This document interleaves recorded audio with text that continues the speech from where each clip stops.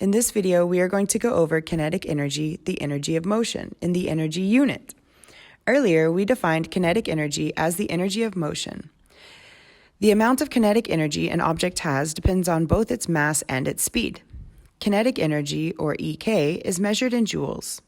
The equation for kinetic energy is 1/2 mv squared. Kinetic energy, like all forms of energy, is measured in joules. This is the same unit of measurement as work, since work is the equivalent to how much energy is being transferred. In fact, this equation is derived from the equation for work, Newton's law of motion equation, and kinematics equation number 5.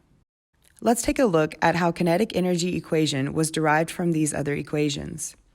Recall that work is the force applied times the change in distance.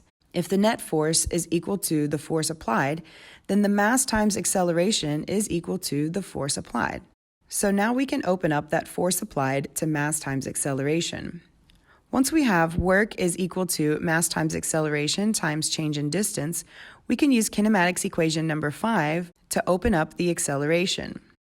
So now we have work is equal to mass times acceleration, which we've opened up using kinematics equation number 5 to get the final velocity squared minus initial velocity squared over 2 times the change in distance.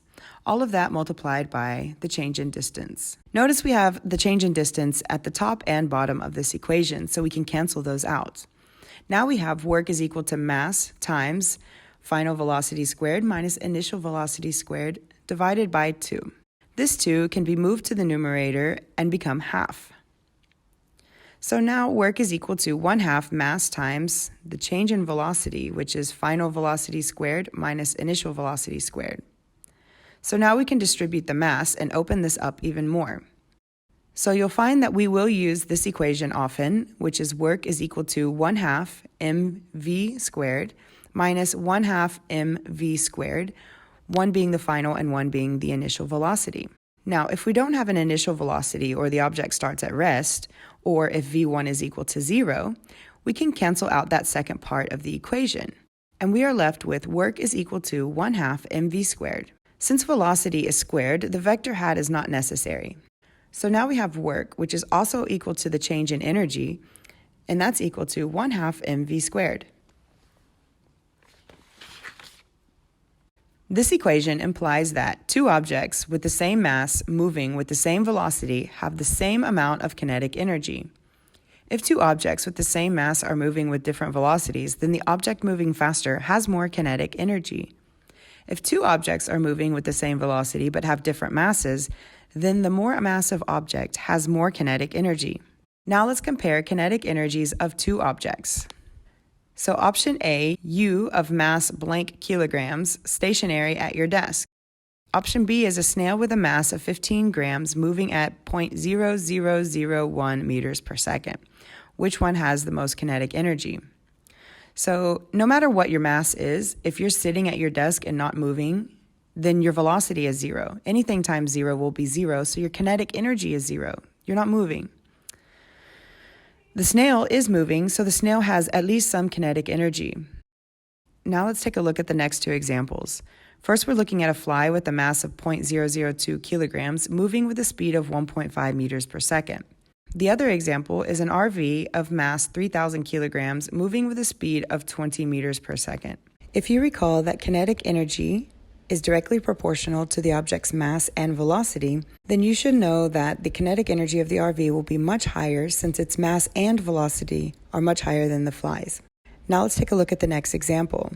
We're looking at two sports players, lacrosse and rugby player. The lacrosse player has a mass of 62 kilograms and a velocity of 12 meters per second.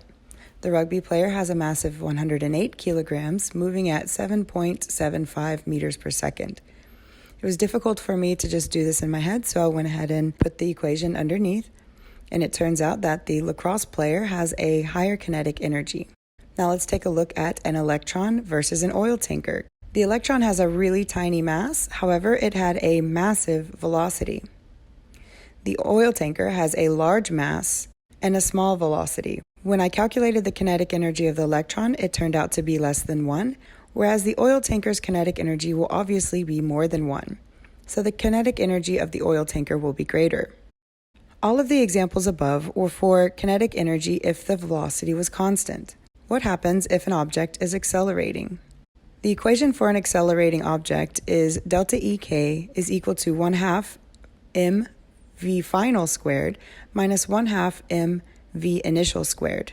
A common error is setting delta EK 1/2 mv final minus v initial squared. But note that in this form, it doesn't expand properly. Let's take a look at an example. First, determine the kinetic energy gained by an ATV as it accelerates from 2.6 meters per second to 8.1 meters per second. So we have a final and initial velocity, so we'll have to use the equation we just talked about. We can simply plug these numbers in, and the delta EK, or the change in kinetic energy, is 8,386 joules. Question B, the ATV is converting chemical energy from burning fuel to kinetic energy. Part C is calculating power.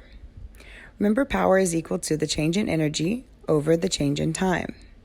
The change in energy we calculated in Part A, and the time was given to us in Part C.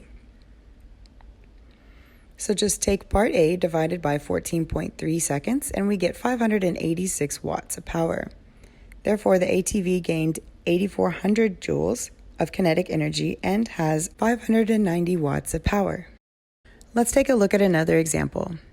A shopper pushes the shopping cart with a mass of 38.4 kilograms with an applied force of 29 newtons through 30.8 meters.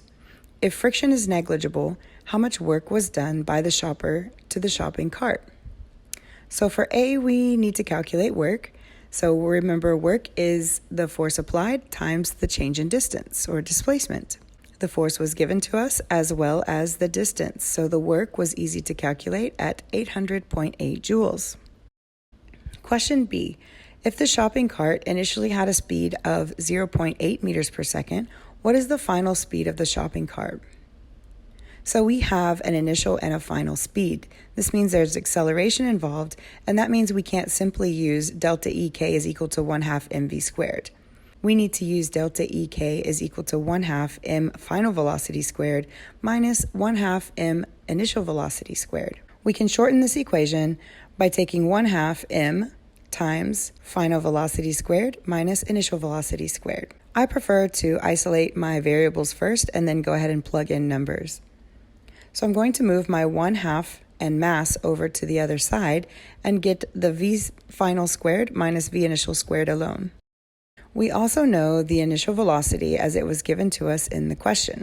So we have final velocity squared is equal to 800.8 joules over 1/2 times 38.4 kilograms plus 0.64 after we square the 0.8 meters per second. This gives us final velocity squared is equal to 41.71 plus 0.64.